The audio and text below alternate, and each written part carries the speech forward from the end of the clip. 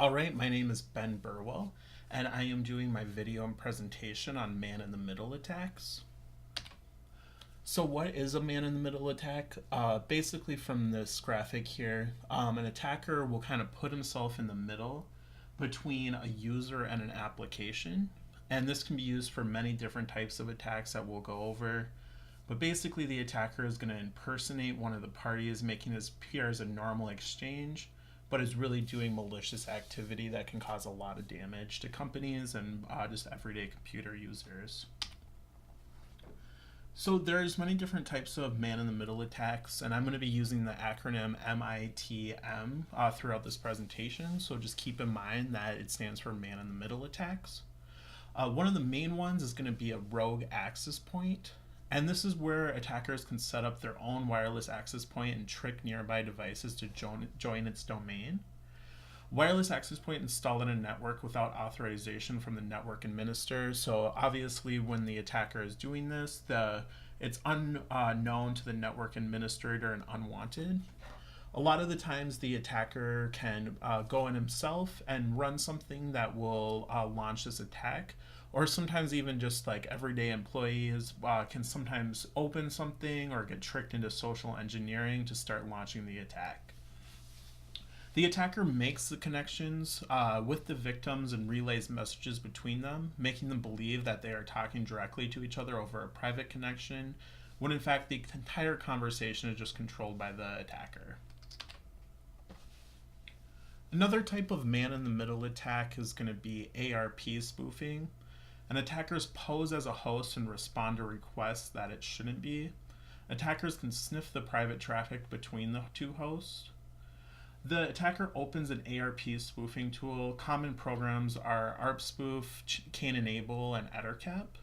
Attackers use the tool to scan the IP and MAC addresses of hosts on the target subnet, and attackers send ARP packets across the LAN that contain the attacker's MAC and IP address. After those steps are done, the data will get sent to the attacker instead of the victim, and then from there, the attacker will often launch a more sophisticated follow-up attack. DNS spoofing is going to be another man-in-the-middle attack.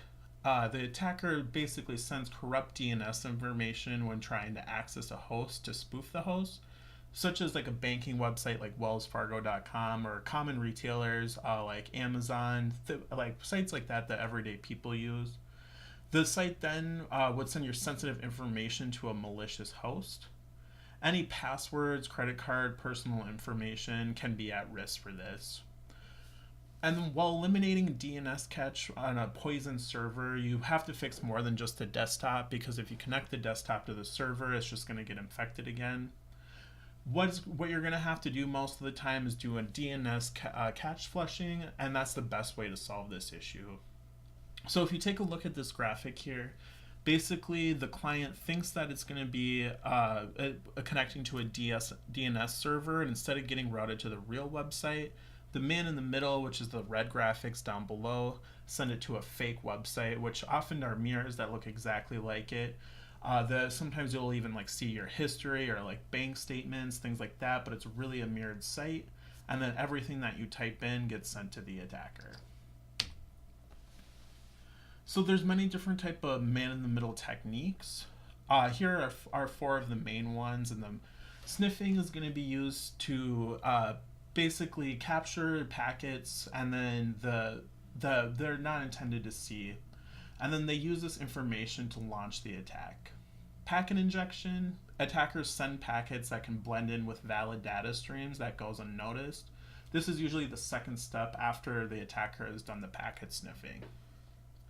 Session hijacking is attackers identify session tokens for a user. And what session tokens are, basically when you log into a website and it remembers your username and password, that's going to be a session token. And the attacker does not need to spoof if he gets access to the session token and can gain access to your accounts. And then finally, SSL stripping. Attackers forge base HTTPS servers, which are an encrypted HTTP port. And then so obviously the attackers are looking for things that are less unencrypted, like normal HTTP.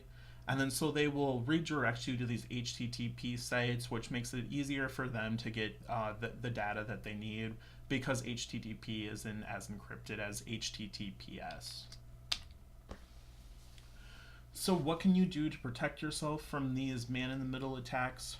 VPNs are going to be a really common tool for this. It works like a firewall, only for your online information. Basically, it connects a computer on the internet as if they were on a private network, and then it creates a secure environment for sensitive information in a local area network. If the attacker does gain access to your local area network, the good news is that he won't be able to access anything on the VPN because it will be secured. So as you can see from this graphic here, this is kind of showing how VPNs work. A lot of the times the public network that you're going to be connecting to is in a different country.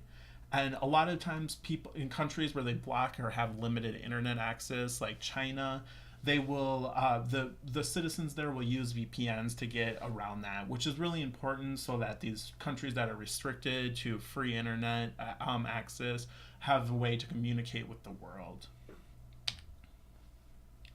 Another easy thing you can do to prevent these man-in-the-middle attacks is just having a strong wireless access point encryption.